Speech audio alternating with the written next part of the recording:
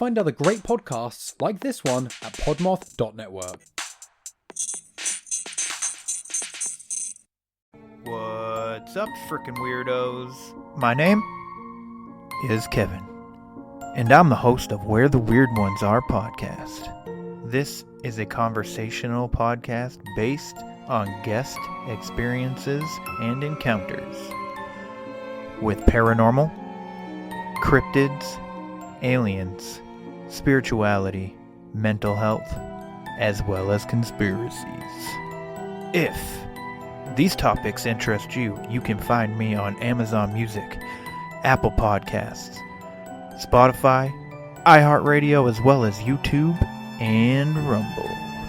If you have an encounter or an experience of something that you can't quite explain, I would love to hear from you. You can reach out to me at wheretheweirdonesare@gmail.com, where_theweirdonesare on Instagram, and where the weird ones are on Facebook. I hope to hear from you, my friends. Question everything and stay weird.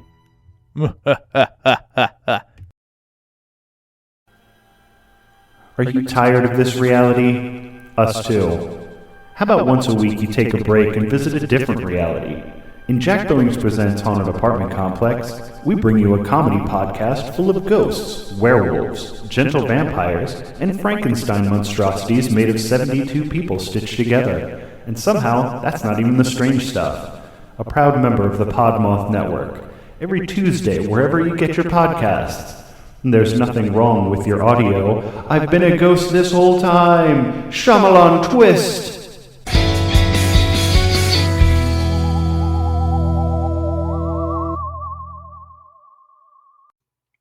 Welcome back, everybody. Thanks for joining us once again for another brutal, bizarre, and boozy episode. How are you today, Mom? I'm good. How are you? I'm good. Can't complain. Awesome. With the long Labor Day weekend. Well, I guess that was last week, but... That was last week. That's okay. We recorded ahead of time. Yeah. Oh, behind the veil. Breaking the fourth wall, everybody. Yes. What story do you have for us today, Mom? I have a story that I have never heard of before. And it's a weird war story from Central Oregon. Stories. Is this the this balloon? Is a It's not the balloon, because you know about the balloon. It's not the balloon. Nope. I love war stories. It's a war story, okay. but excited. it is a war story that I was very unexpected. I didn't know existed. So, okay. Yeah. What story have you got for us? I'm going to be talking about Watergate. Oh. Yes. And okay, cool. Just a preface, there's a lot of names that I'm going to say that I don't know who they are. Like, I could only look into so many names, but there's a lot of names implicated in this. And anyways, to go with it, I have the reporter cocktail.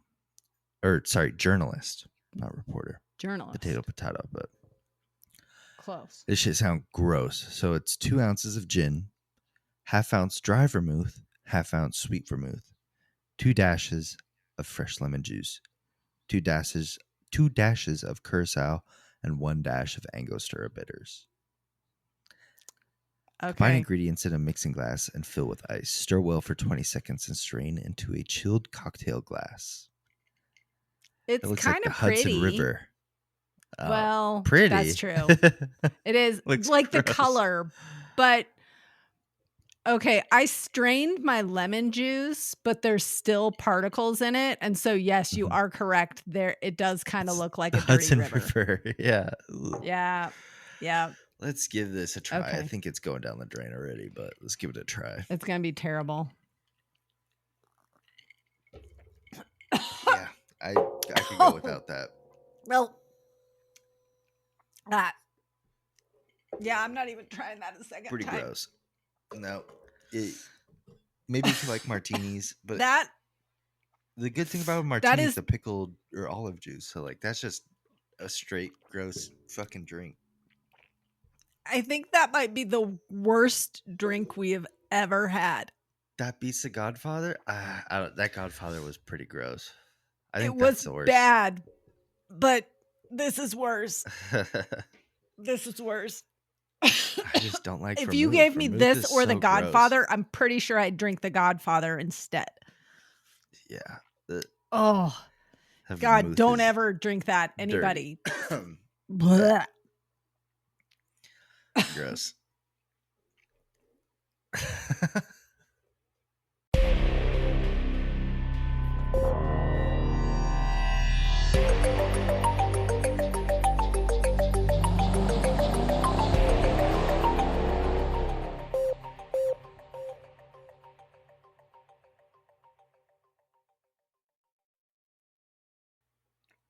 So let's talk about Watergate. Watergate Okay. is a political scandal involving Richard Nixon that the Nixon campaign did in an attempt to gain an edge over the Democratic Party while running for re-election. Nixon was unaware of the plans until after they happened, and here's what transpired. On January 27, 1972, the Committee for Re-election of the President, also known as CRP, which is what I'm going to call it because that's easier to say than the whole phrase, but they came up with an idea to steamroll the Democratic Party in Nixon's upcoming election against George McGovern. The plan was to break into the Watergate complex in Washington, D.C., which housed the headquarters for the Democratic National Committee, also known as the DNC. The plan was presented to the heads of the CRP, which included Attorney General John Mitchell, which the fact that the Attorney General's on this team and he allowed this to happen is mind-blowing. But well, I guess if he's Attorney General, he could not prosecute. Okay. You'd Just a think side that he thought would that be popped in my head. impartial, but it doesn't sound like he was. Well, he agreed to the plan of committing crimes as an Attorney General. Like, they're gonna You find shit shouldn't. out. Like, the Yeah. judicial process of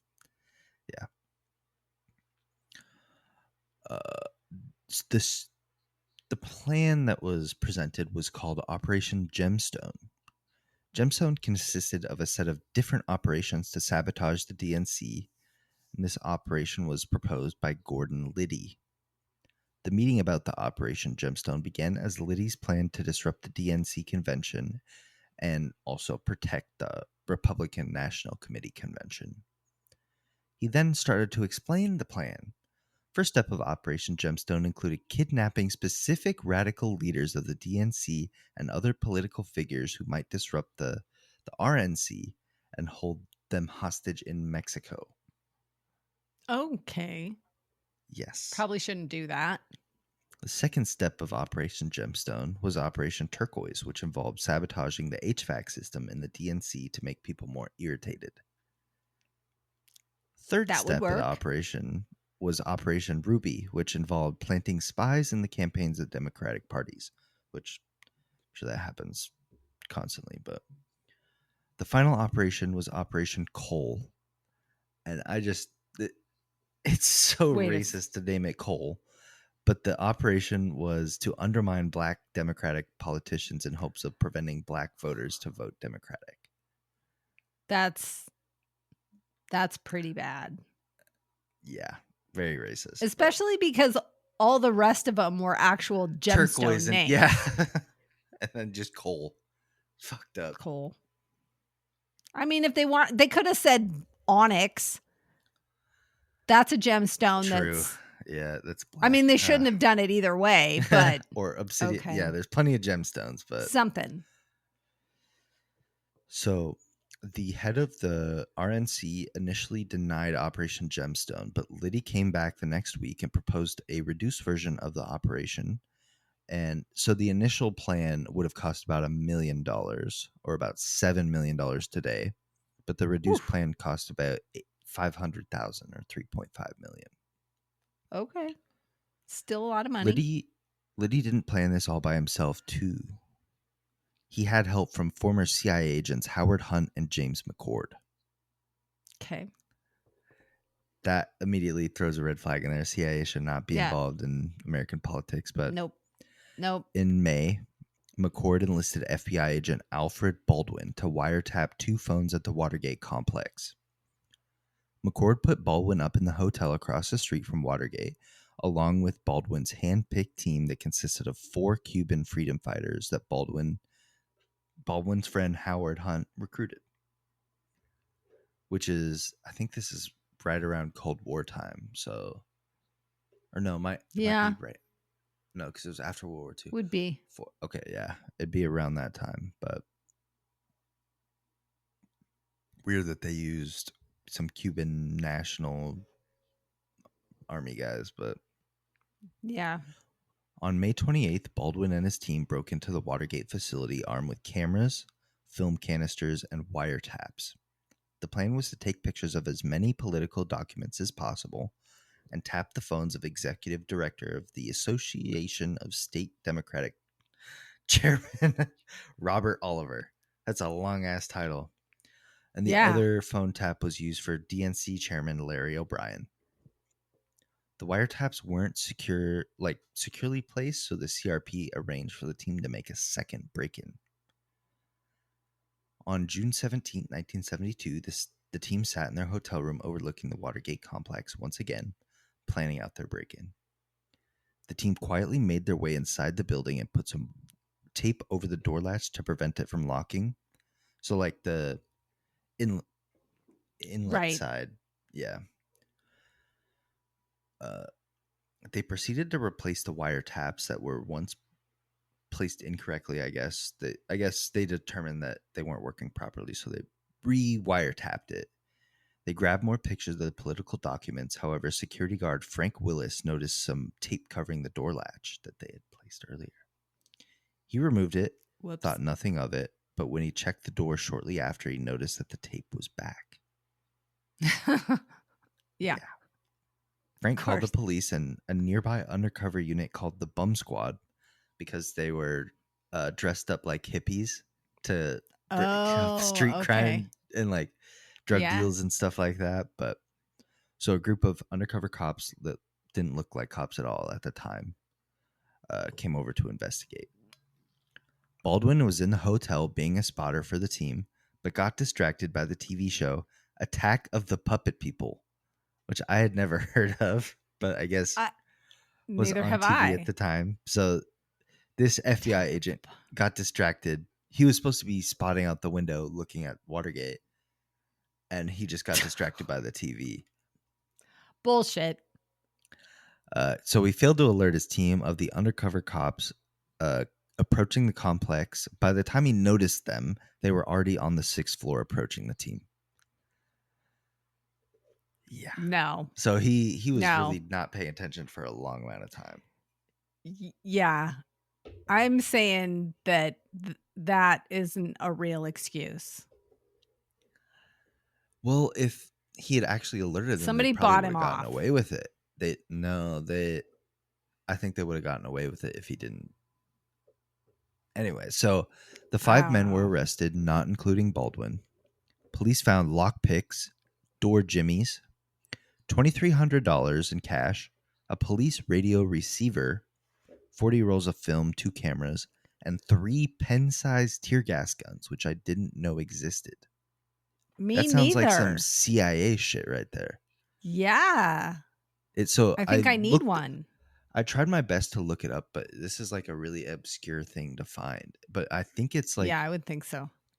A pen that has like a hammer. So it looks like, you know those pens that you like switch the little dot to like... Yeah. Pop. So it looks like one of those, but you pull it back instead. And it's got a spring that hits a primer and shoots a tear gas ball. Basically. That's fun. I want one. It sounds cool as fuck, but... I don't think the civilian population necessarily had that available to him. Probably don't now. Two of the men that were arrested had Howard Hunt's name and contact information on their body. You'd think that you would throw that away, but Yes. After this was discovered, the contents of Hunt's safe were destroyed by Patrick Gray, the director of the FBI at the time. So Okay. Howard Hunt's safe in his office, the FBI decided they didn't need that information, destroyed all the information in his safe. Okay. When news broke, Nixon became aware, and since his own administration is quoted as saying, "Who was the asshole who did that?" So Nixon, when he found out, he's like, "Who the fuck did that?" Nixon also ordered love the that. CIA to block the FBI investigation into the funding behind the burglary. This was recorded and is now known as the Watergate tapes. So Okay. after he didn't know about the whole scheme beforehand, but when he found out, he was like, "We can't let this get out because it's going to ruin the election." Oh. So that's Yeah. when the tapes came out. That's of where him the saying, scandal "Okay, came from. we need to cover up this investigation." I see. When questioned about the burglary, Nixon said his team was investigating the matter and no one from the White House was responsible for the burglary. All while this was happening, John Mitchell's wife, Martha, was being kidnapped by him. By Martha him? knew one of the arrested burglars as a family friend, and John knew that she would probably talk to media about this, which would link the Mitchell family to the Watergate scandal. Oh. John had his security detail hold her in a hotel in California.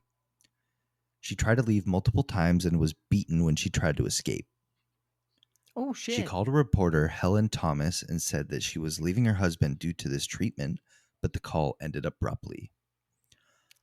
A reporter spotted her and noticed that she was covered in bruises. Yeah, so That's not good. she was in the hotel in California for a while and was spotted in New York when they were moving her. And she was covered in Oh. bruises and said, like, they would beat me when I tried to leave, like, through the balcony. Because she tried to hop out the balcony Wow. and stuff, and Yeah. the security hung, like, that's why the call ended abruptly. The security came in and forced her to end the call with the reporter. Ooh. Okay. Press figured out that one of the Watergate burglars was they were funded by the Republican Party security aide. So one of the security aides, Baldwin, he denied involvement, but the bank transfers were linked to him, and so it was also Oops. discovered that one of the checks that was signed over to the CRP, because people make political donations, like Right. this check that this guy signed over from Kenneth, can't remember his name, but this dude signed over a political donation, and that was immediately transferred over to Bernard Baker, which was deposited into a Mexican bank. Bernard Baker was one of the burglars. So that's how they were able to track it to the CRP, because it was a political donation that just got sent directly to him. Yeah. Oops. Barker tried to use foreign banks to hide the money, but the records were kept for 6 months. So their secret was exposed, basically. Because as soon as they found out it went to that bank, they're like, "Oh yeah, we keep records for 6 months." But Hunt and Liddy were convicted of conspiracy, burglary, wiretapping laws, and were arrested in September 1972. Nixon came up with a new plan to try and save his upcoming election by covering up the cover-up. Oops. Nixon went before the nation and announced the resignation, quote unquote, of two of his closest friends and associates, Bob Halderman and Bob Ehrlichman, who were the heads of the CRP that approved the Watergate plan, or Operation Gemstone, I should say. Yeah. Nixon threw his friends under the bus to try and save his ass. On July 13th, 1973, the Senate voted to investigate this further and discovered that the Oval Office had recording devices in it. Investigator Archibald Cox subpoenaed the tapes, but Nixon cited his executive privileges as president and refused to hand them over. Nixon ordered 3 different people who were above Cox to fire him, but all 3 resigned in protest rather than fire Cox. Because there was a new Wow. attorney general. That attorney general resigned when Nixon ordered him to fire Cox. And then 2 other people underneath him that were basically Cox's boss. They're like, we're Wow. not fucking firing this guy. I think We're not- I think he's right. So we're gonna let it play. But My goodness. on March 1st, 1974, a grand jury, which I think we need to get rid of grand juries because they seal up shit and hide it forever. Like all those prostitution rings, all of them went to grand jury and all the information was sealed to protect victims, which I think we do need to protect victims, but you can just bleep out the victim's name. Explain everything else that fucking happened in the trial. Like, anyways, that's my there tangent. needs to be some protection for people for sure. Like the Epstein went to a grand jury, and that's why all the court documents are sealed, because they can do that at a grand jury. Other types of like investigation, or not investigations, but like, you know, the other types you can do FOIA requests and stuff on, but you can't do that for a grand jury. Interesting. But anyways, on March 1st, 1974, a grand jury indicted 7 Nixon aides: Halderman, Herlichman, Mitchell, Colson, Strackman, Martin, and Parkinson for conspiring to hinder the Watergate investigation. That's a tongue twister. The prosecutor persuaded them not to indict Nixon because he was the active president. The Supreme Court ordered the tapes to be released, and now Nixon was caught red-handed. On July 27, 1974, the House voted 27-11 to impeach Nixon for abuse of power. On the evening of August 8th, 1974, Nixon resigned. Nixon was pardoned in September by President Ford. But there's some other weird things that happened that I'll just touch on briefly. Okay. Howard Hunt's wife died in a plane crash on December of 1972. She was also a CIA agent and was found with $10,000 and $100 bills meant for the Watergate burglars. Whoa. Yeah, and I tried to look up like this plane crash. There was another plane crash that happened that I can't remember the exact name of, but it happened earlier that year in July, I believe. And whenever you look up plane crash 1972, even if you type in December, you can't find information on that plane crash. So I don't know what happened, but Howard Hunt's wife, the CIA guy that hired all the fucking burglars, his wife fucking died with 10 grand and fucking hundreds. Wow. That's Did she really die? Probably. They probably killed Or her to did fucking... they relocate her somewhere else? I think there was like 50 something people and 46 of them died, and she was one of them. Like that's all I could find on the plane crash. So some people survived, but it was like a commercial flight, it looked like. So okay. Yeah, I think that plane was crashed intentionally, probably to silence her, but who knows? Maybe. Another weird thing, Allegedly. Jim Hogan, an author, claimed that Watergate scandal was an effort to cover up a prostitution ring that was discovered and exploited by the CIA to trap political figures and blackmail them for leverage. So I tried to look into this, and it's one of those things that it's like hard to find real solid evidence of, but there was a couple of reporters that discovered that the CIA like had found a DC phone prostitute, like call girls. I don't think it was even real prostitution. I think it was just like, oh baby, like sultry music playing. Like, I think it was that coming from the from the DNC, because I think it was Scott Olson. He got caught calling these call girls from the Watergate facility. So people think that it was kind of like try and cover it up, but that doesn't make any sense because it implicates the Nixon Foundation more than the CIA to try and cover up a call girl center in the DNC. Like, but then CIA could have an operation to blackmail the Democratic National Party. I don't know. It's one of those things that if you think about it, you can let your mind roam, but doesn't seem necessarily Yeah. plausible in the end. Hmm. Like, I don't know. There's a lot of weird shit that happened within the Watergate scandal. There was a Yeah. reporter who was ex-Navy. The very first story he published was the Watergate scandal, and it blew up. He was the one who published it. It's like, seems a little fishy. Whoops. Yeah. Seems like CIA was involved. I don't know if necessarily. I think their intent was to actually do Operation Gemstone and get information on the DNC, and then they got caught and they just threw Nixon under the bus. They're like, Sounds like it. Yeah. it's his fault, not ours. Wow. Because this was also around the time of the Iran-Contra. Nixon started the war on drugs, and so CIA was like, maybe we get him out the way and start making money by funneling cocaine into Los Angeles. But that's my conspiracy brain. I know it's probably not what happened, but that's what my conspiracy brain says. Could be. Who knows?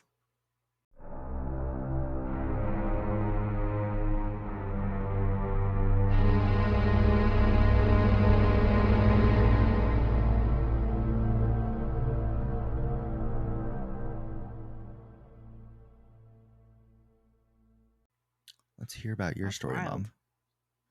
Okay. It's a war story, but it's not a typical war story. This is a war story from Oregon. And it is about the Oregon Range Wars. Have you ever heard of that? I don't think so. Doesn't sound familiar. I hadn't heard of it either. And somebody mentioned it to me recently, and I went chicken coops, diving like free to range, look for information. Farmers are fighting for it. Yes. Oh. Yep. Okay, that was just a guess out of nowhere, but nope. A Oregon few has a lot of decades farms, after the state of Oregon. What's that? Oregon has a lot of farms, so that makes that was my first guess. Yes. Yes. Sorry, I won't interrupt anymore. That's okay. You're fine.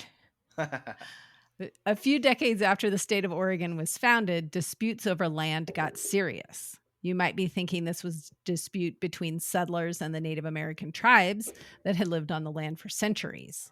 However, this land fight was between different groups of settlers. At the time, land was considered open range and essentially available to public use. Cattle ranchers used the land without much trouble until the sheep showed up. In the late 1800s, sheep herders made their way into the same pasture lands in central and eastern Oregon as the cattle were, and this is where the problem came from. For a while, the two groups coexisted, but around 1895, that started to change. The cows and sheep on the same land started out okay, but then it turned into a big problem because cattle use and sheep use of land is different. Cattle basically just eat the grass and then any weeds they leave alone. So there's some vegetation left behind. They're picky eaters. They only want to eat the grass. Sheep, on the other hand, eat everything. They graze on any vegetation that they can get their little teeth on. And with sheep eating everything, that meant there was no grass for the cattle, but it also caused changes in the pasture lands because there was no grass, no weeds, no vegetation, nothing. So the topsoil was barren, became dry, and then grass wouldn't grow back. So it just became dry topsoil and nothing grew there. So the cows had nothing to eat, even worse. This kind of the sounds cowboys like in charge of the Yellowstone. cows. I haven't watched Yellowstone, but it sounds like Yellowstone. Well, with Yellowstone, there's definitely a land issue, but not because the land is being destroyed by one. But they're like animal cowboys versus and they another. need their animals to eat the grass, and they're okay. Yeah. The cowboys in charge of the cows also reported the sheep would leave the pasture smelling badly, and their cows refused to use the land. Sheep would often contaminate the watering holes, which caused the cattle to become sick. Cattle ranchers soon realized the problems the sheep were causing, and they were not willing to give up the land. They didn't want to share.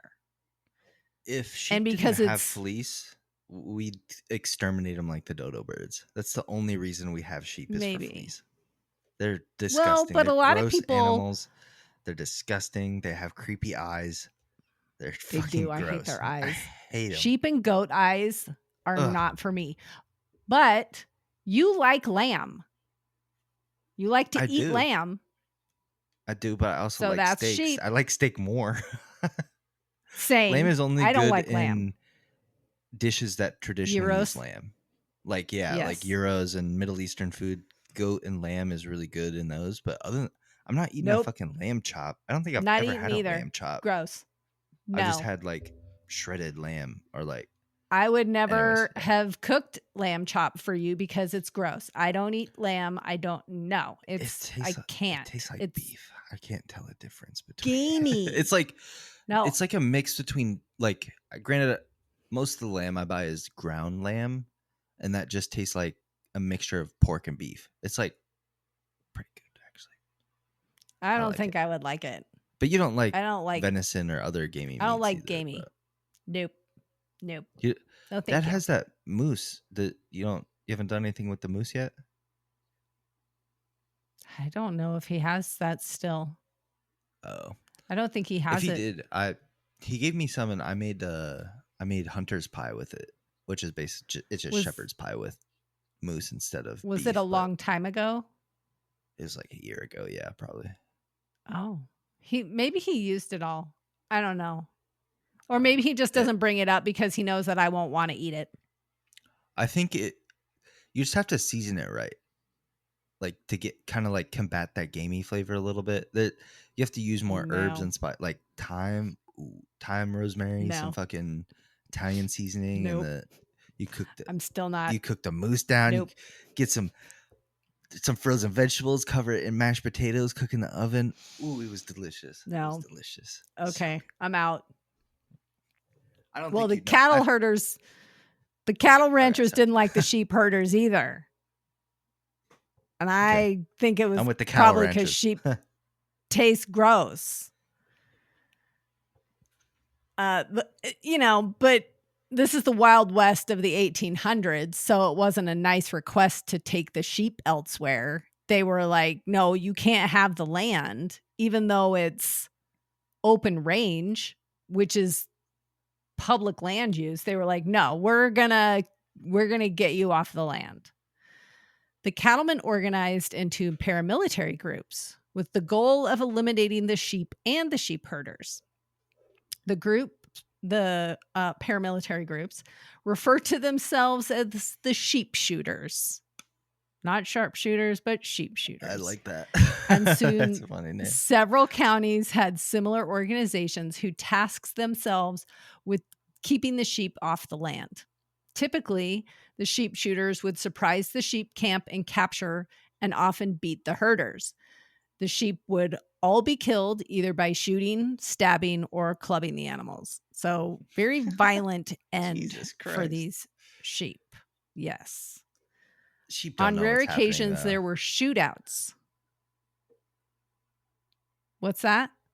Sheep don't know what's happening though. They're No, they don't. But any animal still, with like the horizontal eyes, they don't know what's happening. It's like a fish. I It's heard like a about- mammal fish. yeah, they're just swimming around in there. I heard this story that the sheep were pitchforked to death. I couldn't find the reality of that, so I don't know if that's true. Frankenstein's monster. Yeah, basically. Ugh. There were some shootouts between the cattlemen and the sheep herders. There was even a handbook published for the sheep shooters with a code of behaviors. They agreed if the herder was killed during the attack, they would bury the body at the site. But if one of the sheep shooters where the cowboys were to be killed, then they would bring the body home and not mention the circumstances. They were just like, he died, but we're not going to tell you how. They were also mandated to lie in court about any attacks if they were ever brought up on charges. So, keep your mouth shut kind of mindset for the sheep shooting cowboys. One of the biggest sheep massacres occurred during a single event in 1903 when over 2,400 sheep were herded off of a cliff. See, cows wouldn't do that, I don't think. Cows would run I along don't the cliff. know. I don't know. The sheep that survived the fall were then shot and killed. So all the sheep died. A year later, in 3 separate counties, there were different operations that killed over 6,000 sheep. Sheep weren't the only deaths associated with the sheep shooters. Potentially. A store owner imagining like Bloods and Crips. The Yeah. cow people are throwing up C's and the Yes. sheep people are throwing up S's. Yeah.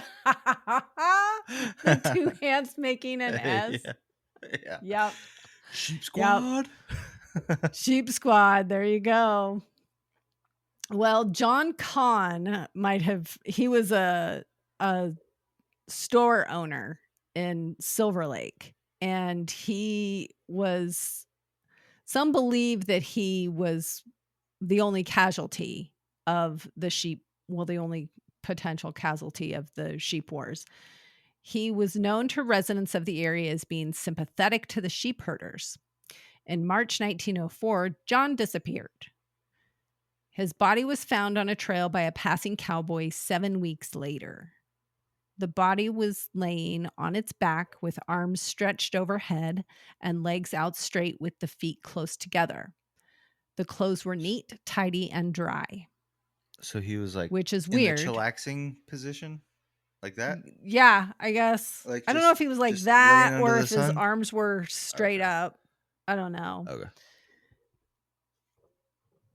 But the fact that his clothes were dry and neat, basically, was weird because it had rained there recently and he'd been missing for weeks.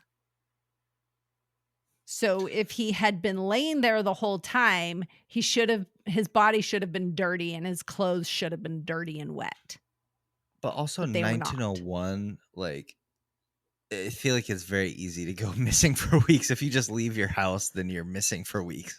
Maybe he was just For sure. laying For low, sure. and then they found him while he was fucking napping in the sun and just killed him. But he was dead. Yeah, but The that's cowboy what I'm saying, found like, his dead body. maybe the guys, he was laying low and the guys found him and then just killed him while he was laying low. No, Like he'd hiding. been dead for a while, I think. Oh, cooking in the sun, turn into Yeah, a raisin. I mean, the state of the body, I don't know if there was a description about the state of the body, but the area where his body was found had been searched multiple times, and they should have found the body sooner if it had been there the whole time, essentially. Okay. So it wasn't like his body was in a weird remote location. I mean, remote for that area, but it was on a trail, so people going in multiple directions Would have could seen see it. him, and nobody saw him until 7 weeks later. So the theory is that his body was placed there at some point recent to the discovery. Well, another theory. If he's put in relaxing mode, maybe they just saw a dude laying relaxing and they thought, okay, he's just chilling. Maybe. To add further Okay, keep confusion going, to yeah. the mix, John died from a gunshot wound, and his own gun was found next to his body. A bullet passed through his heart, cut the spinal cord, and lodged in the spine. 2 physicians agreed this would have caused his death. He also had a second gunshot wound that was not fatal. It was determined that the fatal shot came first and the non-fatal shot was second. The confusing part is the fact that his death was ruled a suicide by the coroner. Even People though... that commit suicide don't shoot themselves in the heart. And they don't shoot themselves twice. It's much harder. Yeah. That's another thing. Yeah. Shout out Gary Webb. But you know, I think I'd prefer to get shot by a modern bullet. Those, like, in 1801, they were using, like, ball ammo. well, That shit just... this was 1904, 1903, Still close enough 1904. to 1901. But It's old they didn't timey. have It's yeah, not a they're modern using, gun. Like, a modern gun would go through you all the way. But you get shot with a fucking... True. old school fucking flintlock, not flintlock, but like basically Something. I'm exaggerating. They have shitty guns. Right. with A ball musket. ammo then. You know, he's Yeah. like, it's not old enough that he's pounding down a musket ball. So he did have a musket. He was pounding it down, shot himself, and had enough time to pound down a second one. Yeah, a second one. I don't know. I didn't see anywhere the caliber of gun. Like the It's gun probably that he had next to him was a A pistol. revolver. I don't know what the caliber was that killed him. Probably whatever. the Regardless, Cowboys though, used. he had 45 probably. 2 gunshot wounds. And That doesn't the happen. doctors say With- the fatal especially- shot was first. He doesn't have a semi-auto pistol. It's really hard to get off 2 shots with a fucking single action if you're dead. So it's Yeah. clearly, he's clearly murdered. Also, there were no powder burns on his body. If he shot himself, there would have been powder burns. Friends and family claimed that John would not have killed himself. Plus, the angle of entry of the fatal wound could not have come from a self-inflicted shot. Of course, due to the turmoil in the area over the range wars, people pointed fingers at the sheep shooters, but no one was ever charged. But he was But in were support of they- the sheep shooters, right? He was. So that he was in favor of the sheep herders, not the sheep shooters. Okay. Yeah, okay, I see. I'm confused. So people were saying that it was the cowboys that killed him because he was supporting the sheep herders. Okay. Yeah. I heard sheep and I was like, wait, I thought... Yeah. But Yeah. But some people don't think that's what happened. If the sheep shooters did actually kill him, then they broke their own rule by not burying him immediately. And why wasn't his body found for weeks in such an obviously visible location? Plus, why were his clothes in good condition since the body was outside for nearly 2 weeks or 7 weeks or whatever, multiple weeks? A recent researcher actually has an alternate theory. She believes another local man with a criminal history killed him and hid the body the whole time, then moved it to the location where it was founded. That's what I was thinking. However, I didn't there wanna... is... Yeah. So she wrote a book. He probably got killed by just it was like end of cowboy time. So just got killed by some dude and there's no forensics. You can't do DNA. Just get killed by a dude. Yeah. There's no way to determine the real killer, but I think it's safe to assume that John didn't kill himself. But let's go back to the main story because we don't even know if it had anything to do with the range wars and the sheep shooters and the cowboys and the sheep herders. But regardless, in 1906, the government started regulating the use of public lands and essentially open ranges were ended. And it forced ranchers to purchase the land they wanted to use. Now landowners could control which animals were grazing, and it was on their own land. So the sheep wars were over.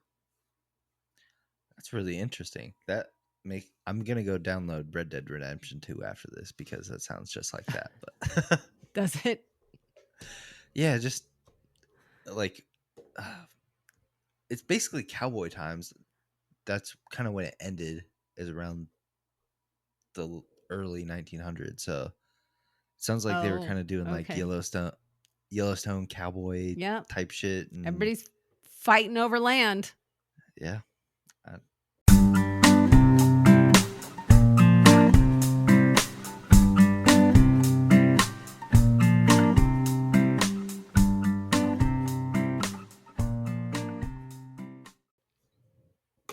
Do you have a It's really chaser for interesting us? story. I do. My chaser is for cat owners specifically Oh, because I think dogs okay. would probably get harmed by it. I don't think it would. I don't think you could do it because you have dogs and your dogs are crazy. But Yes, they are. So if everyone's frustrated like I am with buying your cat's toys and they don't fucking use them, there's a Yes. toy that every single person that's bought this toy that I know of, their cat loves it. And so it's called Really? It was a toy from when I was a kid, actually. You might remember it. Hex bugs?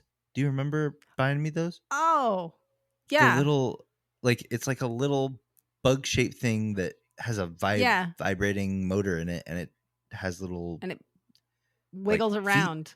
Yeah, it literally Yeah. just squirms around like a bug. I bought those on Amazon. My cat fucking loves them. Like, Is that you have why to be careful with, huh? it was in the Amazon cart this morning? Oh, I tried to add it to the list. Yeah, I was trying to find because the one I bought, it was like super sketchy, like weird version on Amazon, but it was the cheapest one just to see if Okay. she liked it. But I found a big pack of them for like $20 that look like they do better. But she absolutely loves them. She attacks it a little bit, but she just likes to watch it squirm around. I'll put it on for 15 That's minutes and so she's just captivated, just staring at it because all it does Really? is it just goes in circles and eventually changes to a bigger circle and then goes back into circles. So the Huh. only thing is you have to watch it. If you have furniture that can go under, it'll get lost and just Yeah. vibrate on the wall, and you have to move Right. your couch and get it out. But That would be annoying, yeah, you could set up especially a if it little thing were that it can't go under your there. fridge. Yeah, it can't get over the little lip in my kitchen, so Oh, I just put it okay. over in the dining area and it crawls around and shit. But Lulu loves it. She just watches it as long as it's going. She doesn't attack it that often, but she just sits there and just stares at it. So if your cat's being annoying and you're like, stop meowing at the door, you're not getting out. It's just put a little Right. hex bug on the ground. That's cool. I might have to get it and been very try helpful. it Your dogs, and it's so then small not that let the your dogs. I'd have to put it fucking away Juno would eat that thing and then you just hear in her Yes. stomach. in her belly. Yeah. Jeez. That's a good tip, though. What's your chaser, Mom? My chaser is a watch recommendation for, well, I have to say this. So far, I haven't finished the show yet, but it's a show on Apple called Hello Tomorrow. We recently started it, and it's about a salesman. It's futuristic but retro. So there's Okay, I know the people vibe. that Yeah. they are selling developments on the moon. So houses and housing developments they're selling to people to live on the moon, but it's set in the 1950s, 1960s, but it's also futuristic. So the cars are all hover cars, but they're designed to look like cars from the 40s and 50s. And it sounds like a game, It's- Fallout 4. it's weird. set in the future, but it's got the red, what is it? What's that design stuff that they had in the 70s? What's that called? Mid-century Mid-century modern. modern? With the Yeah, there's a lot of mid-mod stuff in there. or maybe it was the 40, where they had the cool looking refrigerators, like the blue ones with the shell. You know what I'm talking about? Yeah, that aesthetic. Is that what you're talking about? Yeah.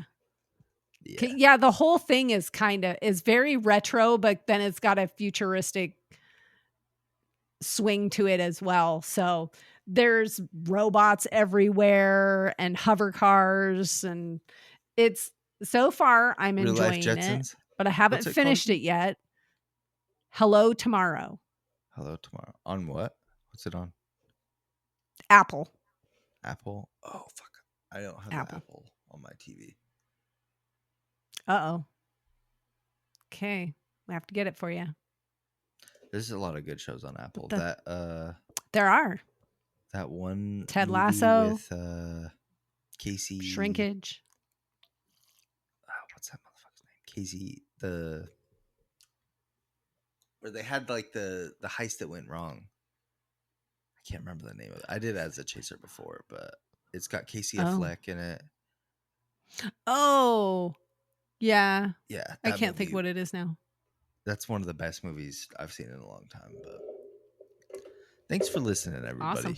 We Yes. should wrap this up before I Thank just start you. going Rambling. off, We but just start rambling. Yeah. All right. Love you, bud. Love you too, Mom. Bye. Bye. Hey, friends. Thank you for supporting our podcast. Please share our show with your brutal and bizarre friends. Give us a boozy follow on your favorite podcast platform.